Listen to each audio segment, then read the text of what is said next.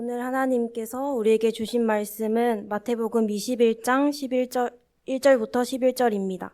제 성경으로는 신약성경 35페이지에 있습니다. 다 찾으신 줄 알고 제가 봉독하도록 하겠습니다. 그들이 예루살렘에 가까이 가서 감람산 벳박에 이르렀을 때에 예수께서 두 제자를 보내시며 이르시되 너희는 맞은편 마을로 가라. 그리하면 곧 매인 나귀와 나귀 새끼가 함께 있는 것을 보리니 풀어 내게로 끌고 오라. 만일 누가 무슨 말을 하거든 주가 쓰시겠다 하라. 그리하면 즉시 보내리라 하시니 이는 선지자를 통하여 하신 말씀을 이루려 하심이라 일렀으되 시온 딸에게 이르기를 내 왕이 내게 임하나니 그는 겸손하여 나귀 곧 멍에 매는 짐승의 새끼를 탔도다 하라 하였느니라. 제자들이 가서 예수께서 명하신 대로 하여 나귀와 나귀 새끼를 끌고 와서 자기들의 겉옷을 그 위에 얹음에 예수께서 그 위에 타시니 무리의 대다수는 그들의 겉옷을 길에 펴고 다른 이들은 나뭇가지를 베어 길게 펴고 앞에서 가고 뒤에서 따르는 무리가 소리 높여 이르되 후산나 다윗의 자손이여 찬송하리로다. 주의 이름으로 오시는 이여 가장 높은 곳에서 호산나 하더라. 예수께서 예루살렘에 들어가시니 온 성이 소동하여 이르되 이는 누구냐 하거늘 무리가 이르되 갈릴리 나사렛에서 나온 선지자 예수라 하니라. 주님의 말씀입니다. 오늘은 팜 선데이 종려 주일입니다. 그리고 내일부터 패션 윅 고난 주간이 시작이 되는데요. 여러분 종려주일 매년 제가 종교력으로 교회력으로 또 1년마다 기념해서 잘 아시겠지만 예수님께서 십자가 죽음을 위해서 예루살렘에 입성하신 날을 기념하는 그런 절기로 제가 팜스프링 죄송합니다. 제가 캘리포니아에 있다 보니까 팜 선데이로 그렇게 보냅니다. 그리고 아까 우리 찬양도 있었지만 사람들이 예수님 오실 때 또 호세나 이렇게 또 반겼던 것들을 기념해서 호산나 주일, 호산나 주일로 불리기도 합니다. 제가 매년 이 시기를 지나는데요. 그런 생각을 많이 해봅니다. 그냥 이렇게 절기로 그냥 때가 돼서 종려주일 또 이렇게 고난주일 좀 이렇게 막 힘든 척 또 고난에 묵상하고 또 부활절 지나서 또 원상태로 돌아가는 것. 하나님이 참 많이도 속으셨겠다 그런 생각을 해봅니다. 그래서 오늘 말씀 준비하면서 어떻게 하면 이 종려주일 또 고난주간을 그냥 절기로 그냥 또 때가 돼서 그냥 그렇게 습관적으로 보내는 것이 아니라 저를 포함해서 한 분 한 분에게 정말 의미 있게 어떻게 하면 의미 있게 보낼 수 있을까 기도하면서 누구보다 그걸 원하시는 분이 하나님이신 것을 제가 발견하게 됩니다.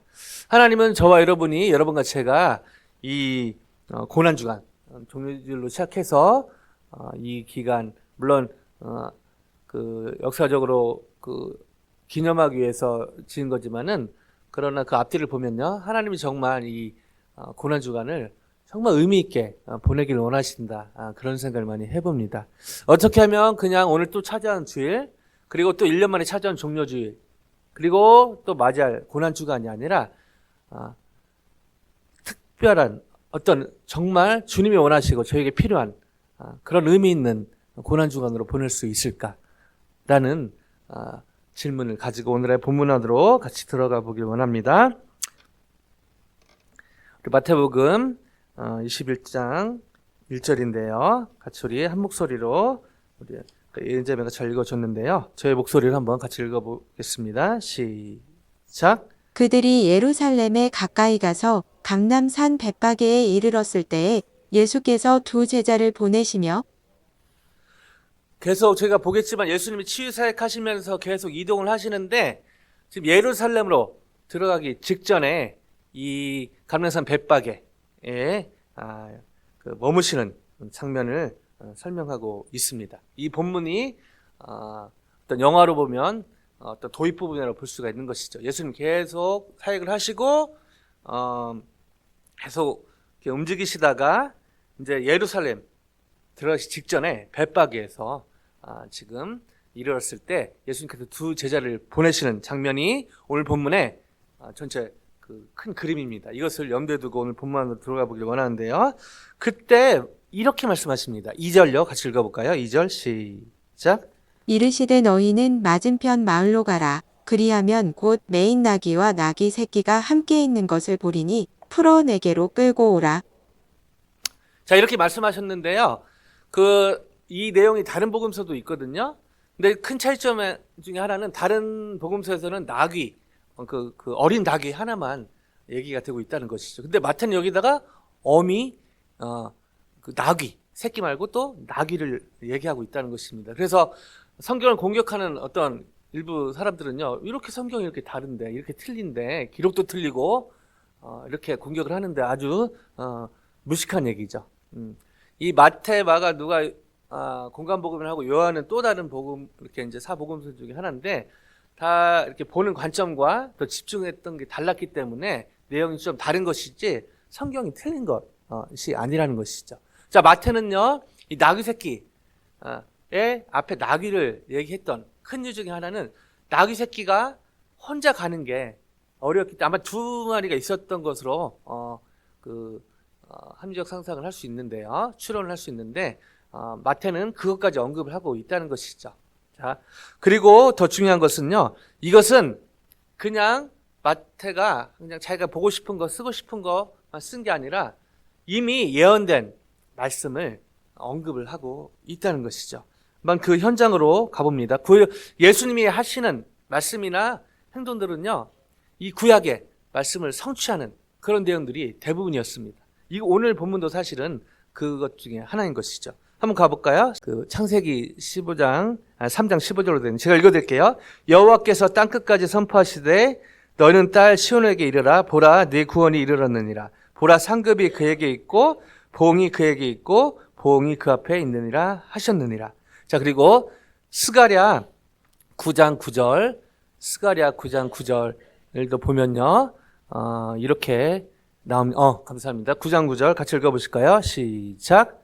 시온에 따라 크게 기뻐할지어다. 예루살렘에 따라 즐거이 부를지어다. 보라, 내 왕이 내게 임하시나니 그는 공의로우시며 구원을 베푸시며 겸손하여서 나귀를 타시나니 나귀의 작은 것 곧 나귀 새끼니라. 자, 이 두 말씀을 마태는요, 자기의 관점에서 이렇게 인용합니다. 그게 오늘 본문의 21장 5절이죠. 같이 읽어볼까요? 21장 5절 시작.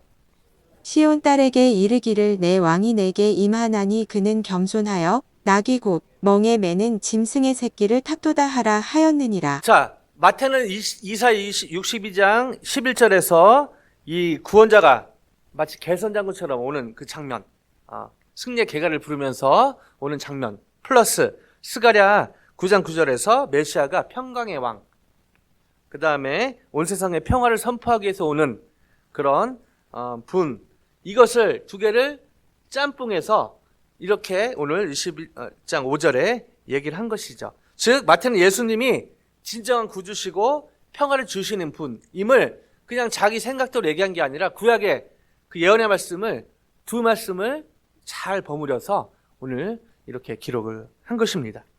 이런 선상에서 제자들에게 그 구약의 예언을 성취된 그런 것들을 강조하시면서 이렇게 또 제자들에게 말씀하십니다. 7절 같이 읽습니다. 시작. 나귀와 나귀 새끼를 끌고 와서 자기들의 겉옷을 그 위에 얹음에 예수께서 그 위에 타시니. 자, 그러면서 이제 사람들이 반응이 보이는데 사람들이요, 자기의 겉옷을 그 위에 얹었다라는 표현이 있습니다. 자, 이것을 제가 성경 읽을 때 사실은 성령의 감동하심으로 그러나 그 당시 저자의 기질을 그 다음 상황에 그리고 이 수신자가 다 달랐다는 것이죠. 그래서 오늘날의 겉옷으로 보면 안 됩니다.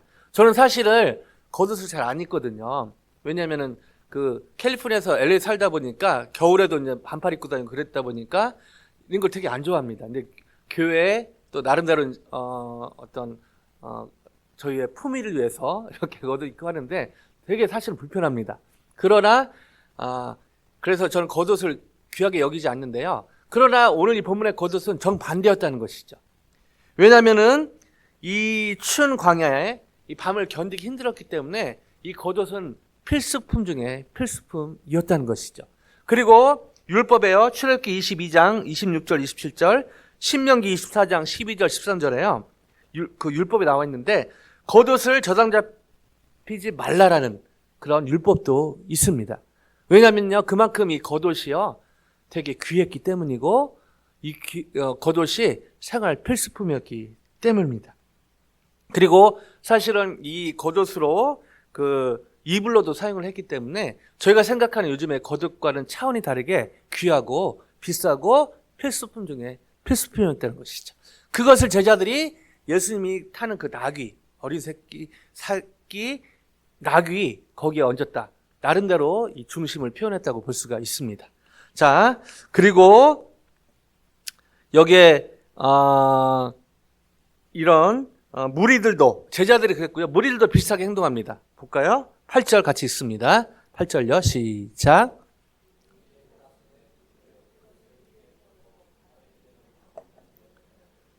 자, 무리의 대다수의 한 것들이 두 개죠. 겉옷을 길에 펴고, 다른 이들은 나뭇가지를 베어 길에 펴고. 자, 한국말로 보면 이게 좀 그 깊은 의미를 좀 보기 힘든데요. 헬라로 보면요, 길에 겉옷을 길에 펴고 다른 이들은 나뭇가지를 베어. 이 동사가 미완료 형태로 되어 있거든요. 그 말은 한 번 이렇게 했다, 그냥 한 번 뭐 이렇게 했다, 그게 아니라 계속해서 했다. 그만큼 무리들도 지금 예수님이 이렇게 오신 거에 대해서 되게 환영하고 할 수 있는 최선으로, 오늘도 우리 성가대 계속해서 연습하시고 예배 끝나고 연습하고, 또 오늘 들어오면서 매주 그렇지만요, 저희 교회 들어오면서 그 마음을 감동시키는 음식 냄새, 그죠? 너무 좋죠? 그리고 여기저기서 최선으로, 오늘도 수자님 또 성경 공부하시고, 또 보이지 않는 곳에서 또 이런 섬기시고, 또 뒤에서 찬양팀 앞에서 연습하고, 또 뒤에서 섬기시고, 할 수 있는 최선을 하고 있는데요. 사실 이 당시 무리들이요, 지금 예루살렘으로 입성하신 예수님에 대해서 할 수 있는 최선으로 환영을 지금 하고 있다는 것입니다. 자, 그러면서 점차 이 계속하는 가운데, 최선을 하는 가운데 하이라이트가 이제 이거죠. 9절, 너무 유명한 구절인데 9절 같이 한번 읽어볼까요? 시작. 앞에서 가고 뒤에서 따르는 무리가 소리 높여 이르되 호산나 다윗의 자손이여 찬송하리로다. 주의 이름으로 오시는 이여 가장 높은 곳에서 호산나 하더라. 아멘. 호세나 호세나. 여기에 걸리는 찬양이 엄청 많죠. 그죠? 호산나, 여러분 잘 아시겠지만 우리를 구원하소서라는 의미가 있습니다. 자, 이것도 사실은 사람들이 막 이렇게 그냥 돌발적으로 한 것 같지만, 그러나 놀랍게도 이것이 구약에 예언이 되어 있다는 것이죠. 그 현장으로 가볼까요? 시편 118편 25절 26절 같이 읽습니다. 시작. 여호와여 구하옵나니 이제 구원하소서. 여호와여 우리가 구하옵나니 이제 형통하게 하소서. 26절요. 여호와의 이름으로 오는 자가 복이 있으며 우리가 여호와의 집에서 너희를 축복하였도다. 자, 이건 시편 118편인데요. 시편 113부터 118편은 장막절, 수전절, 유월절에 사용되었던 그런 시편입니다. 어떤 사람도 결코 흉내낼 수 없는 어떤 메시아에 관한 그런 시편인데요. 즉 사람들이 대망해온, 고대해온 그 메시아에 대해서 관련된 그런 시편이라고 볼 수가 있는데, 지금 사람들이 관련해서 예수님이 직접 모셨을 때 이 관련된 지금 이런 고백을 하고 있다는 것입니다. 놀라운 일이 아닐 수가 없는 것이죠. 우연히 벌어진 것 같지만, 그러나 구약의 일이 이미 예언이 되었고, 사람들은 구약에 예언됐으니까 우리가 해야지, 그게 아니라 자연스럽게 반응했는데 이것이 놀랍게도 예언이 되어 있었다는 것입니다. 자, 이런 상황에서 예수님께서 드디어 예루살렘에 들어가십니다. 그리고 그때 이런 일이 벌어집니다. 10절요. 시작. 예수께서 예루살렘에 들어가시니 온 성이 소동하여 이르되 이는 누구냐 하거늘. 자, 드디어 예루살렘 들어가셨는데 온 성이 소동하여 이는 누구냐? 예수님이 과연 누구냐? 예수님이 진짜 누구인지에 대해서 궁금해했다는 것이죠. 자, 오늘의 설교 어떤 메인 포인트는 아닌데요. 정말 저는 이 10절에 이 사람들의 궁금증이 정말 이 시대에 필요하지 않나 그런 생각을 해봅니다. 저희 최장로님 기도 속에도 묻어 있는데요. 한국을 보나 미국을 보나 또 전 세계를 보나 정말 전 세계에 있는 교회뿐 아니라 저희를 볼 때 과연 저희는 예수님이 누군지 궁금해하고 있는가? 저희가 예수님을 찬양한다 하고 있는데요. 예수님을 위해서 모인다고 하고 예수님을 통해서 예배 드린다고 하고 영과 진리신 예수님 얘기하고 입에 달고 살고 복음이 예수님이라고 얘기하는데 과연 저와 여러분은 여러분과 저는 예수님이 누구인가 궁금해하고 있는가? 되게 아이러니가 아닐 수가 없습니다. 교회 오면 성경 공부도 하고 설교도 듣고 또 찬양도 하고 찬양팀도 있고 성가대도 있고 예수님이란 말은 저희가 많이 하지만 과연 저희는 예수님이 누구인지 궁금해하고 있는가?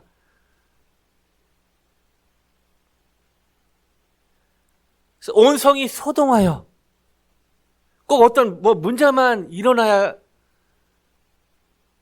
예수님에게 관심이 가는가? 종려주일 또 고난주일 해야 부활주일 가져야 예수님의 관심을 갖는가?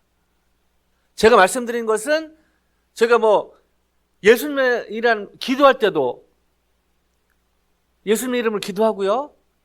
자주 예수님 이름 언급하는데 과연 저와 여러분은 여러분과 저는 예수님의 누구신지 궁금증이 있는가?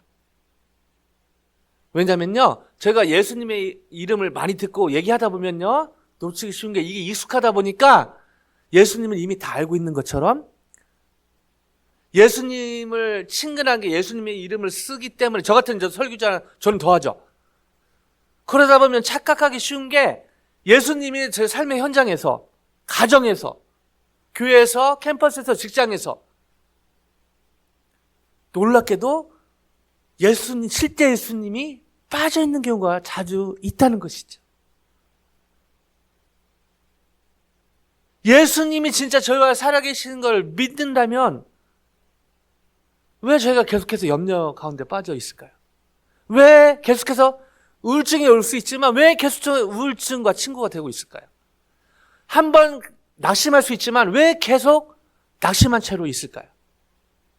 물론 그 사람이 저렇게 얘기해서 상황이 어려워서 재정적으로 힘들어서 건강에 문제가 있어서 여러 이유가 있을 수 있지만 그러나 과연 저와 여러분은 예수님을 진짜 궁금해하고 있고 진짜 예수님이 저희 안에 함께 계시다는 의미가 무엇인지에 대해서 진짜로 궁금해하거나 더 나아가서 그것을 믿고 있는가? 이는 누구냐 하거늘 기도하고 바라고 기도하기는 이번 종려주일 시작해서 고난주간 지나면서 정말 제가 지금 어떤 분이 그러게 안 살고 있어서 그게 아니라 저를 포함해서 한번 돌아보는 좋은 기회가 됐으면 하는 그런 차원에서 말씀을 드리는 것입니다. 교회 안에서는 사실은 이 부분에 대해서 생각하기 쉽죠. 왜냐하면 찬양도 하고 기도도 하고 성경 공부도 하고 설교도 듣고 하지 않습니까? 그러나 삶의 현장에서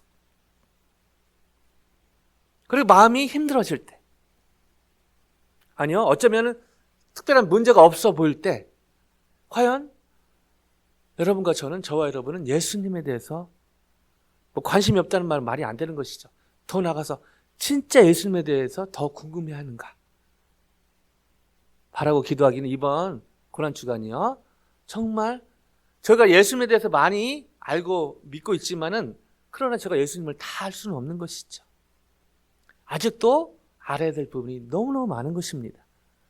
헤드날릿이 필요합니다. 헤드날릿 자체가 나쁜 것은 아니죠. 이걸 통해서 말씀을 근거로 헤드날릿이 필요합니다. 그걸 근거로 과연 예수님은 나는 머리로만 알고 있는가 아니면 가슴으로 알고 있는가 더 나아가서 그게 자연스럽게 선발로 그게 나타나고 있는가 돌아보는 그런 고난주간 되기를 주님의 이름으로 간절히 축원드립니다. 자, 이러면서 사람들이 예수님이 진짜 궁금한 거예요. 계속 뭔가 고치고 뭔가 기적을 일으키니까 진짜 궁금해진 거예요.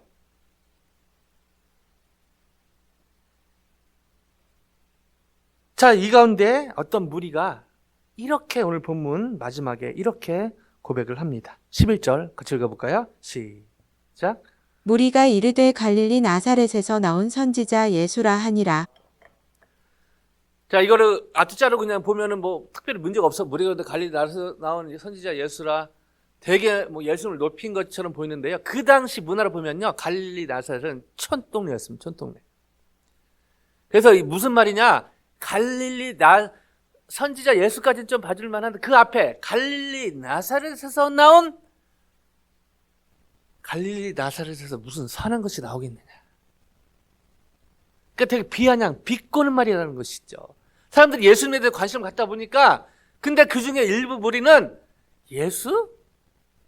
뭐 병도 고치고 한다는데 갈릴리 나사렛 출신이래. 비꼬고 있는 것이죠. 예수? 앞뒤 문맥으로 봐서요, 이들은요 갈릴리나 베다니로부터 예수님 쫓아온 사람들은 아닌 것으로 보이고요. 또 종려 가지를 흔들고, 여기는 안 나오지만은 요한복음에 이렇게 흔들면서 이거를 팜 썬데이라고 얘기하잖아요. 그런 사람들은 아니었던 것으로 보입니다. 그냥 들으면서 갈릴리, 나사렛 이 말에 딱 꽂힌 것이죠. 이 사람들에게 끝인 것입니다. 그냥 갈릴리, 나사렛 촌동네 사는 것이 나올 수 없다. 여기도 저희 설교의 메인 포인트는 아닌데요. 그만큼 저희 안에 사실은 그 고정관념이 좋은 것도 있고 안 좋은 것도 있습니다. 제가 항상 뭐 고정관념을 바꾸자는 얘기를 많이 하다 보니까 고정관념이 없으면요, 사실 여기 교회 오는데 옷을 입어야 되는 고정관념이 없으면 어떻게 됩니까? 이거 난리 납니다. 그죠? 기본적인 고정관념은 필요한 것이죠. 그러나 이 고정관념이 고착화되다 보면요, 이렇게 되는 것입니다. 예수님이 아무리 기적 행하고 뭐 해도 갈릴리, 나사렛, 게임 오버, GG, 굿 게임 이렇게 되는 것이죠. 저희 안에 사실은 이런 고착된 고정관념이 없는가? 요즘은 많이 달랐지만 한국으로 보면 옛날에 뭐 전라도 출신, 경상도 출신, 강원도 출신, 그리고 뭐 학벌, 그 다음에 뭐 여러 가지 지역, 어떤 그런 거, 여러 가지 저희 안에 고정관념들이 있을 수 있다는 것입니다. 그 프리즘으로 예수님을 보니까요, 예수님이 메사야로 오셨음에도 불구하고 그 촌동네에서 뭐가 완전 비꼬는, 이만큼 저희 안에 이 고착화된 이 고정관념이 얼마나 무서운지 보여주는 단면이라고 볼 수가 있는 것이죠. 자, 여기서 그 질문이 아니 생길 수 없는 부분이 한 대목이 있는데, 이 무리들 말고 열렬히 환영했던 호세나, 호세나 in the highest 했던 사람들 열광했습니다. 근데 며칠 지나지 않아서 어떻게 되죠? 이 사람들이 열광합니다. 예수님에게 열광했던 이 사람들이요, 예수님에 대해서 열광을 하는데 톤이 다르죠. 예수를 십자가에 못 박으라. 몇 년 지난 것도 아니에요. Within a week. 예수님 오셔서 막 이제는 우리는 진짜 와우 그랬던 열광했던 사람들이요, 일주일도 지나지 않아서 그보다 더 심한 열광으로 못 박으라, 예수를 못 박으라. 와우. 100% 하나님이셨지만 100% 사람이셨던 예수님 얼마나 상처가 되셨을까. 여기에 나왔던 갈릴리 나사렛에서 나온 선지자 예수라, 걔 처음부터 비꼬았던 사람들 끝까지 그냥 그대로 나름대로 일관성이라도 있죠.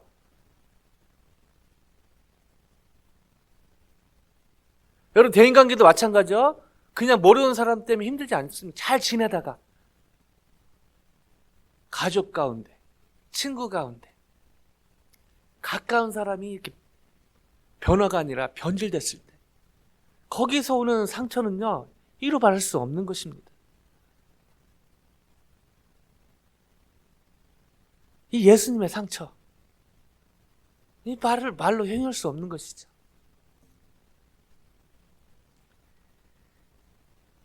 예수님을 호세나 하면서 열렬하게 환영했던 이 사람들은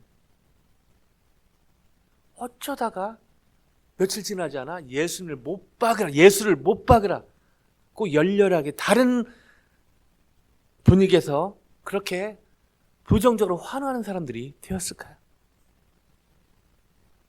저희로 얘기하면 저희가 찬양팀도 있고 성가대도 있고 같이 찬양하는데 주일은 그렇지만 삶의 현장 속에서 같은 입이지만 불평에 원망에 말을 하는 저희의 모습과 비슷하다고 볼 수 있는 것이죠.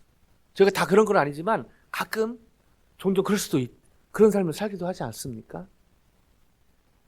감사 찬양 하지만 삶 현장에 힘든 시간을 보낼 때 같은 입이지만 감사 대신 원망, 불평, 저주. 그런 의미에서 오늘 이 무리가 저희와 다르다고 볼 수가 없다는 것이죠. 어쩌면 저희 모습이 투영된 무리라고 볼 수가 있는 것입니다. 열렬하게 예수님을 환영했던 무리들은 며칠 지나지 않아 예수님을 십자가에 못 박으라고 열렬하게 환호합니다. 환호하기보다는 이제 막 저주 섞인 말을 하는 것이죠. 왜 그랬을까요? 왜 그랬을까요? 자, 이 질문에 대한 답을 저희는 3절에서 유추할 수 있는데요. 3절 같이 한번 가볼까요? 오늘 본문 3절. 자, 스크린 보시고 같이 한번 3절 읽습니다. 자, 너무 중요한 부분인데 3절 같이 읽습니다. 시작. 만일 누가 무슨 말을 하거든 주가 쓰시겠다 하라. 그리하면 즉시 보내리라 하시니. 자, 만일 누가 무슨 말을 하거든 제자들에게 얘기하십니다. 뭐라고 하시고 계시죠? 주가 쓰시겠다 하라. 자, 저희가 성경 통독을 하고 설교도 많이 하다 보니까 지금 뭐 이렇게 낯선 말이 없잖아요. 근데 이것도 이 현장으로 가봐야 되는 것이죠. 예수님은 겸손하신 예수님은 한 번도 이전에 자신을 주라고 표현하신 적이 없었다는 것이죠. 물론 다른 사람들이 이렇게 해서 예수님 주 이런 건 많이 있죠. 그러나 예수님이 당신에 대해서 주라고 표현한 것은 바로 여기가 첫 장면입니다. 뭐죠? 인자로 본인을 많이 표현하시죠. 당신을. 겸손의 표현입니다. 예수님의. 근데 이 중요한 시점에서 지금 예수님께서 당신의 메시아됨을 지금 드러내고 계시다는 것이죠. 겸손하게 하셨지만 결정적인 순간에 퀴리오스 주라고 지금 얘기를 했다는 것이죠. 자, 이 당시 저희가 퀴리오스란 말이 요즘하고 그 당시 황제 퀴리오스는요, 이 사람들이 느꼈던 그거는 다른 것입니다. 그냥 단순히 이 나귀의 소유주가 아니라 메시아이신 그 사람들로 하여금 그 황제가 생각나게 하는 퀴리오스 단어가 여러 방면으로 쓰였지만 이 문맥에서는요, 진짜? 그 황제 what? 메사야? 그런 의미로 예수님이 당신을 리빌 하고 계시다는 것이죠. 여러분 예수님 보신 적 있나요? 물론 무슬림들 요즘 전도가 힘드니까 가끔 꿈에도 나타나시고 하신다 그러는데 그거는 사실은 약간 좀 예외적인 방법이죠. 보통 왜냐하면은 예수님은 당신을 성경을 통해서 계시를 하셨잖아요. 역사를 통해서. 그래서 대부분은 저 예수님 본 적 없거든요. 예수님 못 본 사람들이 많아요. 신앙 믿음 좋으신 분들 중에 저희 교회 우리 장로님들 권사님들 포함해서요.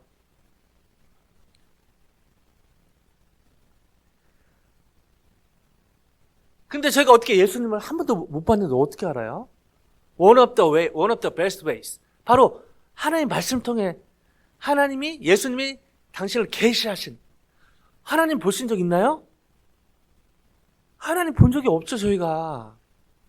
물론 예외적으로 막 하나님 같은 그런 환상을 보신 분들 있다고 하는데 그것도 좀 검증을 해봐야 되지만 그러나 대부분은 하나님 본 분이 없습니다. 근데 저희가 어떻게 하나님을 알죠? 하나님 말씀은 성경에서 하나님께서 당신을 계시하신 걸 통해서 저희가 헤드널리가 생기고 성령의 도우심으로 그 예수를 믿으면서 하나님은 이제 알고 믿게 되는 것이죠. 제가 하나님 만난 적이 없는데 하나님 누구라고 제가 어떻게 얘기합니까? 근데 놀랍게도 성경은 하나님에 대해서 많은 표현, 저바 라파, 너무 중요해서 다시 한번 말씀드립니다. 하나님이 누구신지에 대해서 저희가 하나님을 믿는다고 하지만 정말 성경에 계시하신 하나님인가 점검을 해볼 필요가 있습니다. 왜냐면요, 제가 하나님을 믿는다고 하지만 자칫 잘못하면 저희가 만든 이미지 하나님, 약간 램프의 요정 지니 하나님으로 하나님을 만들어 놓고 종교 생활할 수 있다는 것이죠. 제가 수입에 계속 다윗의 모습, 전에 사울의 모습 속에 그런 걸 많이 보지 않습니까? 하나님을 안 찾다가 하나님을 찾는데 그냥 약간 뭐 이렇게 뭐죠? 신잡하는 그런 사람들 대하듯이 하나님을 대하는. 근데 놀랍게도 그런 모습이 저에게 있을 수 있다는 것이죠. 팀 켈러 목사님은 그 부분을 강조해서 책도 쓰기도 했죠. 혹시 내가 만든 하나님은 아닌가? 교회를 다니지만 신앙생활을 한다고 하지만 내 생각으로 만든 하나님은 아닌가? 저바 라파 치료하시는 하나님. 하나님은 치료하십니다. 아멘요. 하나님은 육신의 건강도 치료하시고 마음의 상처도 치료하십니다. 아멘요. 이건 제 고백이 아니라 하나님을 치료하시는 하나님을 경험했을 때 사람들이 그 하나님을 저바 라파로 부른 것이죠. 저바 삼마. 하나님은 거기 계십니다. 아멘요. 특별히 고통 가운데 있을 때. 여러분 혹시 남모르는 고통 가운데 계신가요? 주님의 위로가 함께 하시길 원하고요. 그때가 바로 저호바 삼마, 거기 고통 가운데 계신 하나님을 만날 수 있는 절호의 기회입니다. 아멘요. 이분 가족도 가까운 사람도 공감해 줄 수 있지만 똑같이 동감하기는 힘든 그런 고통들이 있을 수 있다는 것이죠. 그러나 주님 안에 왕따는 없습니다. 왜냐면요, 여호와 저호바 삼마 때문에 그렇습니다. 우울증을 이길 수 있는 방법 여러 가지가 있지만 뭐 의사 만나고 약 먹고 있지만 제일 중요한 거, 이 저호바 삼마 만들면 끝나는 거거든요. 저와 여러분이 혼자라고 느낀 적은 많이 있을 수 있습니다. 그런 저의 감정이죠. 그러나 팩트는 예수를 믿고 나서 저와 여러분이 혼자인 적은 한 번도 없습니다. 이것이 팩트입니다. 아멘요. 그래서 예수님 안에 왕따는 없는 것이죠.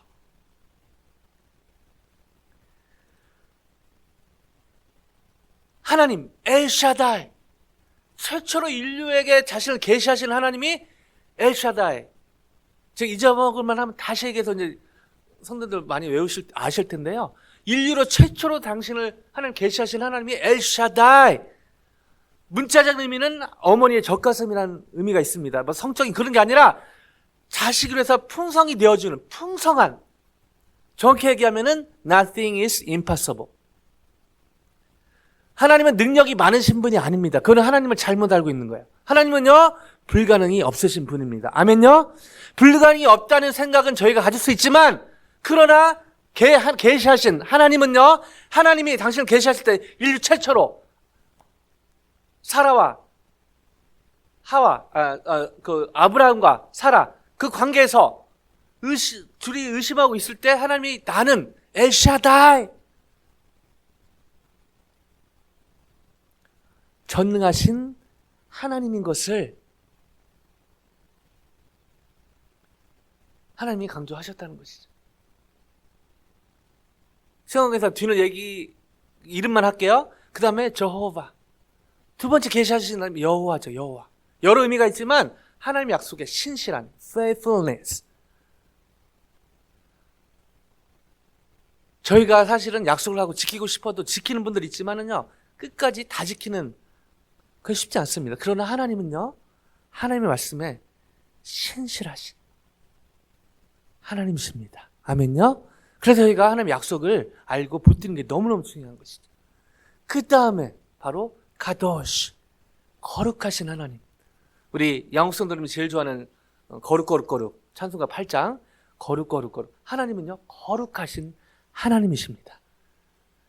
거룩한 분위기가 아니라 하나님은 죄 없으신 구별되신 하나님이라는 것이죠. 그래서 성숙의 하이라이트는 하나님 닮아가는 건데요. 그 중 하나가 주님처럼 거룩해지는. 물론 저 힘으로 안 되죠. 성령의 도우심으로 가능한 것이죠. 자, 관련해서 오늘 예수님이 당신을 계시하시는데 뭐라고 계시하시죠? 주가 큐리어스, 주가 쓰시겠다 하라. 와, 이 무게감이 장난이 아닌 것입니다. 예수님이 겸손하게 인자의 아들로 계속 하시다가 결정의 순간에 주가 쓰시겠다 하라. 100% 사람이셨지만 100% 하나님이다. 내가 I am Messiah. I am the Christ.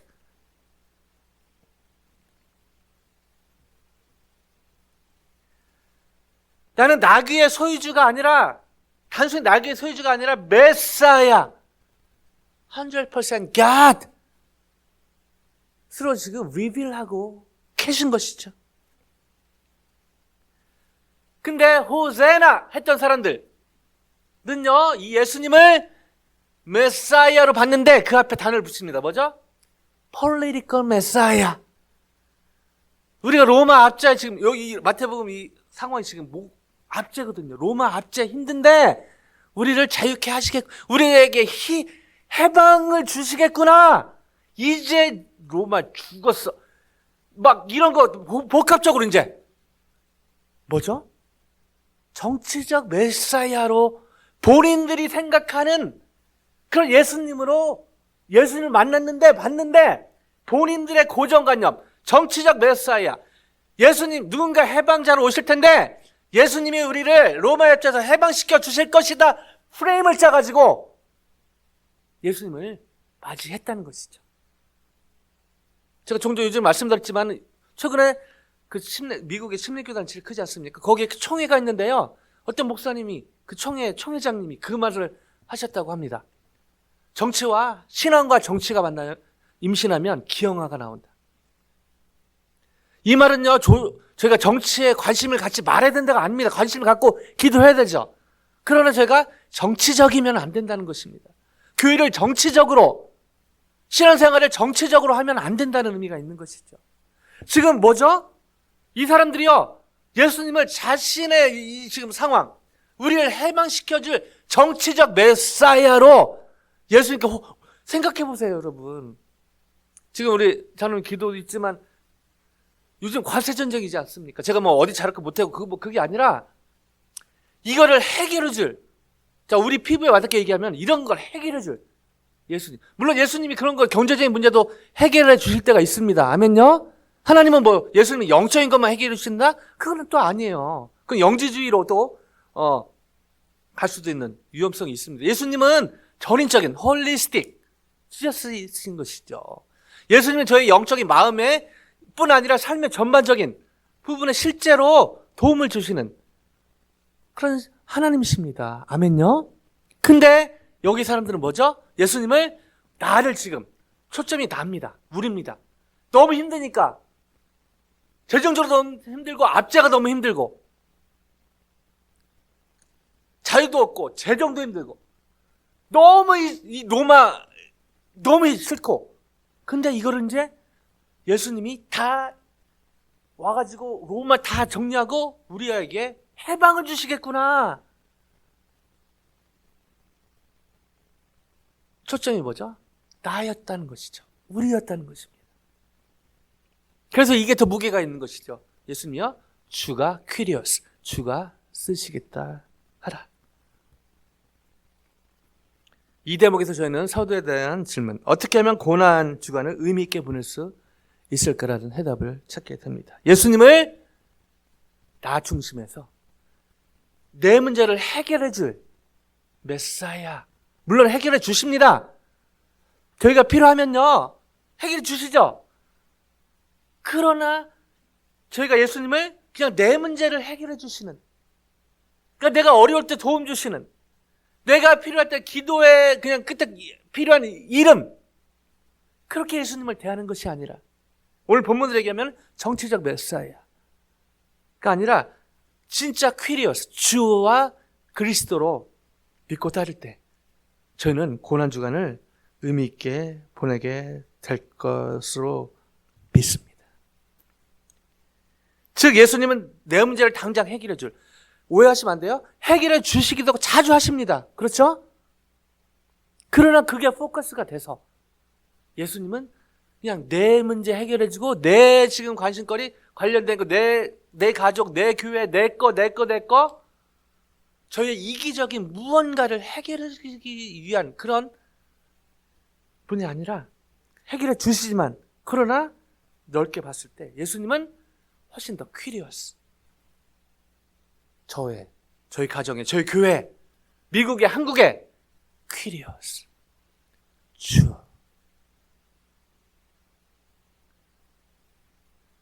와 그리스도이신 것을 오늘 본문에서 역으로 제가 배우고 깨닫게 되는 것이죠.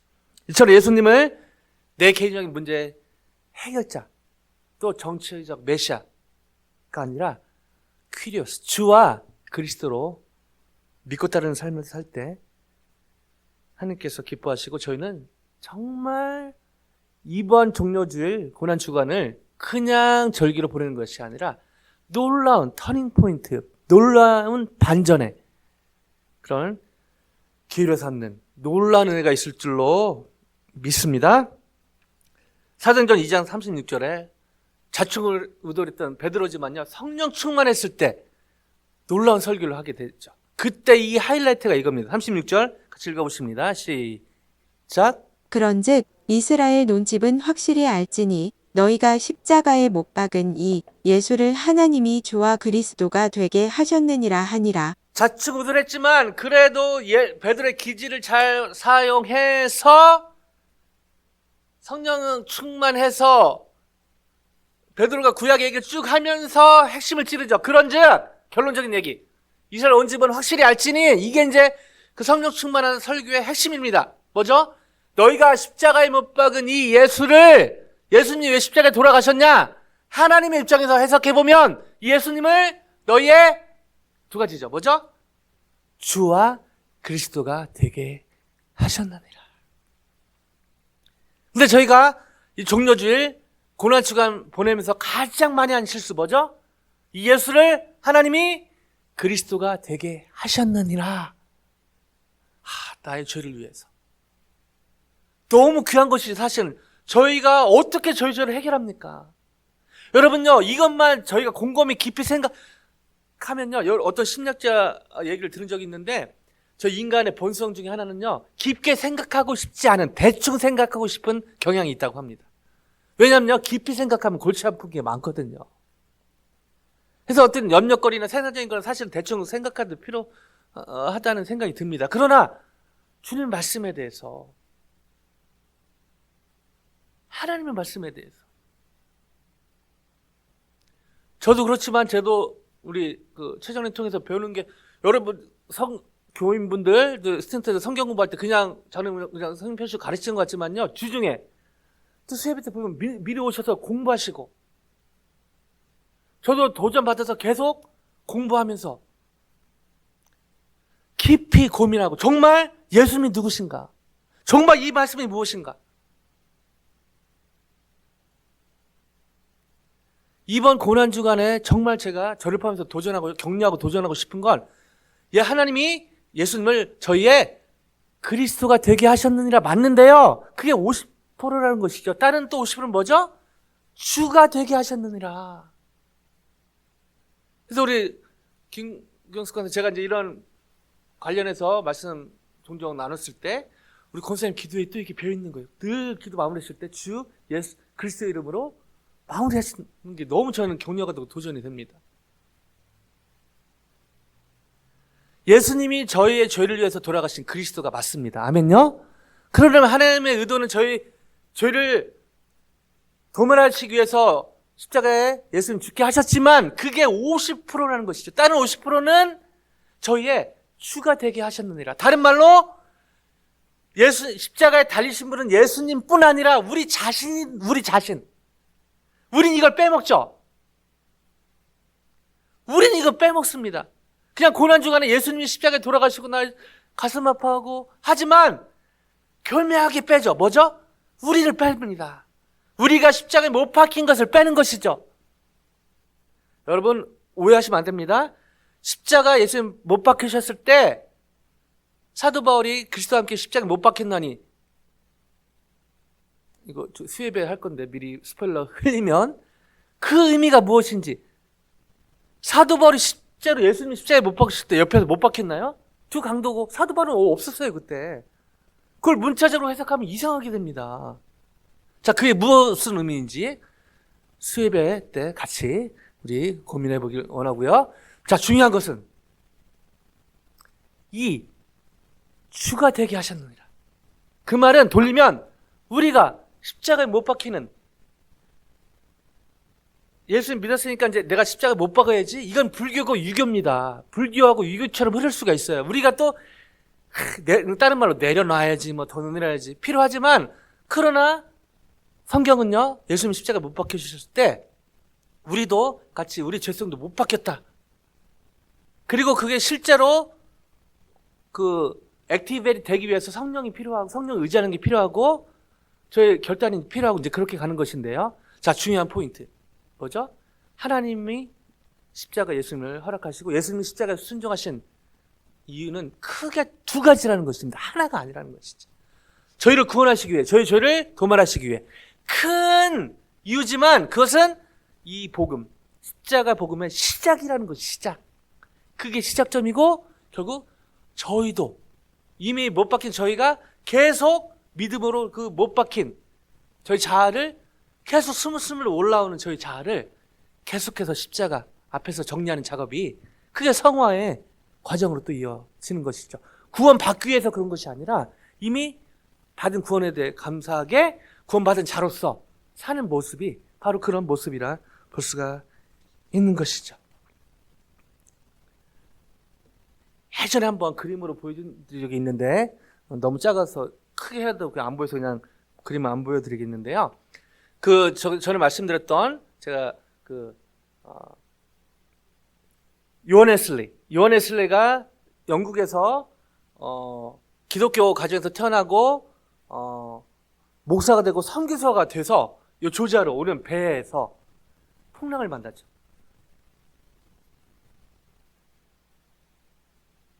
너무 두렵다고 합니다. 나 죽으면 어떡하지? 목사하고 선교사였는데요. 근데 인간적으로 이해되죠? 저도 사실은 수영을 하지만 남을 막 구할 정도로는 못해서 막 풍랑 일면 되게 무서울 것 같긴 해요. 근데 그래서 막 너무 걱정돼갖고 가판이 올랐는데, 그 안에서 그 막 배가 쓰러지려고 하는 폭풍 가운데 두 손 들고 찬양하고 기도하는 무리가 있었다는 거죠. 그 유명한 The Saint 모라비안 성도들. 롱스토리 숏하면 나중에 이들에게 배우고 싶어서 요한웨슬리가 찾아가는데, 나중에 보니까 모라비안 성도들이 옛날에 슬로바키아, 옛날에 보헤미아죠. 거기서 핍박이 있다 보니까 막 강렬하게 대항하는 사람들은 많이 죽었고요. 어떻게든 이 신앙을 지키고 후대에 전하기 위해서 피한 사람들도 있었다는 것이죠. 비겁해서 그런 게 아니라 후대에 전하기 위해서. 그런데 독일에 왔는데 땅이 없는데 어떻게 하다가 이 사람을 만나게 되죠. 진젠돌프. 근데 이 사람들 보니까 너무 순수한 신앙을 가진 분들이라 필요한 교회나 거처가 없어서 이 진젠돌프가 자기 땅을 주게 됩니다. 그리고 나중에 하면서 이 모라비안 성도들이 진젠돌프를 자신의 리더로 섬겨달라고 부탁을 하죠. 자, 이 과정에 진젠돌프가 나름대로 신앙생활을 하고 있던 사람인데, 어느 날 미술관을 갔다고 합니다. 그리고 한 그림을 봤는데요. 저희가 요즘은 평범하게 볼 수 있는 예수님 십자가에 달리신 피 흘리는 그런 그림을 봤는데, 그 그림을 보는 순간 손에서 허리에서 피가 흘러내리는 환상처럼 그 그림을 보는데 그렇게 보여졌다고 합니다. 그래서 이 진젠돌프가 충격을 받게 되죠. 그래서 그 앞에 무릎을 꿇고 이렇게 기도했다고 합니다. 예수님은 나에게 죄 때문에 피를 흘리고 죽으셨는데, 나는 예수님을 위해 아무것도 한 것이 없습니다. 저의 죄를 용서해 주옵소서. 다른 갑자기 번개쳐 그게 아니라 그 그림을 보는데 아마 성령께서 역사하셨던 것 같아요. 예수님의 그 십자가 그 피 흘리신 그림을 보면서 많이 알고 있었지만, 그게 자신에게로 확 와닿으면서 본격적으로 예수님을 그리스도로 믿었는데 예수님을 주로 모시게 된 계기가 되었다는 것이죠. 그러면서 모라비안 성도들의 모습을 보면서 기꺼이 자신의 땅, 그 유명한 그 땅이 헤른후트란 땅입니다. 그 땅을 주게 된 것이죠. 바로. 그리고 본인 편하게 살 수 있었는데 이 모래비안 성도들의 필요에 따라서 리더. 지금 생각하면 뭐 오야붕 그게 아니라 정말 이들 이끌고 여러 가지 복잡한 상황에서 너무 어려운 리더의 자리였는데 거기에 기도하면서 예수님을 퀴리오스를 모시면서 그 자리에 또 순종하게 되었다는 것이죠. 그리고 이 모래비안과 진제도를 통해서 막혀있던 선교의 혈이 뚫리게 됩니다. 그러면서 그 영향이 지금까지 선교단체에 영향을 끼치게 된 것이죠.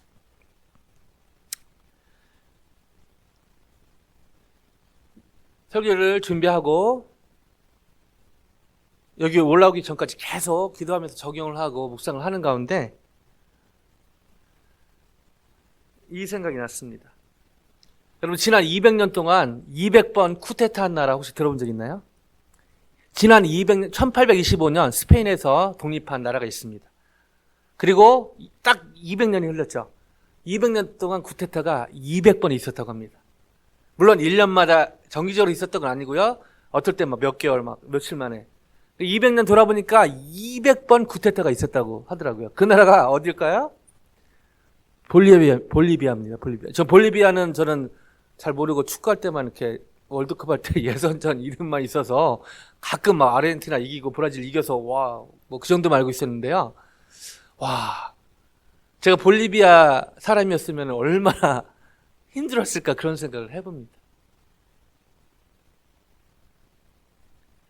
근데요, 그 뉴스를 들으면서 이 직업병이죠. 저를 돌아보고 설교, 이게 연결되는 거예요. 1525년에 스페인에서 독립한 1530년에 스페인에 점령단이 되겠고 1825년에 독립하고 200년이 흘렀는데 200번 쿠데타를 일으킨. 근데 이 기사를 읽는데요. 기도 가운데 How about me? How about us? 예수님을 그리스도와 주로 믿는다고 하는데 볼리비아는 200년에 200번, 1년에 한 번씩인데 저희는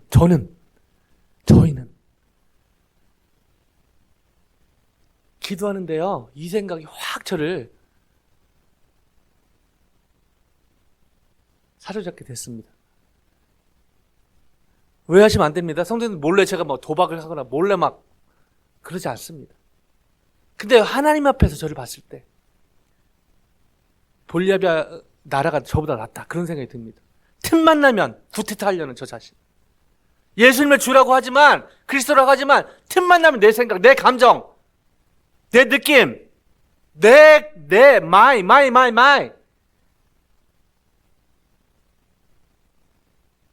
하루에도 몇 번 틈만 나면 쿠데타를 일으키려는 저 자신을 보게 되는 것이죠. 그리고 자세히 보니까 저만 그런 게 아니라 바로 저희 안에 죄성이 바로 이런 것이구나. 예수님 없었으면 진짜 어떻게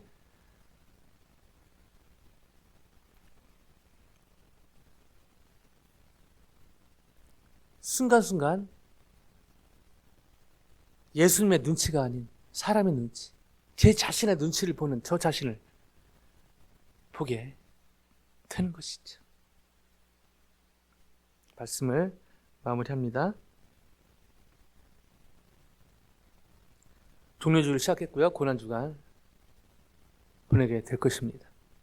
그냥 또 찾아온, 또 절기로 보내는 것처럼 시간을 낭비하는 것은 없을 것 같습니다. 제가 특별히 뭐 새벽 기도회나 뭐 하진 않지만 수요예배는 제가 뭐 모임 저기 뭐 강조는 않지만 이번 수요예배는 기회 되면은 좀 같이 나와서 같이 말씀 듣고 기도했으면 좋겠습니다. 그러나 삶의 현장에서 부탁드리고 싶은 것은 정말 저와 여러분이 예수 그리스도를 믿고 주로 따르고 있는가 점검하면서 끊임없이 구태타를 일으키는 우리 자신. 그러나 감사하게도 저희 안에 성령이 계시기 때문에 성령 의지에서 그런 마음이 생길 때마다 성령 의지에서 계속해서 주님이 주인 역할을 하시는.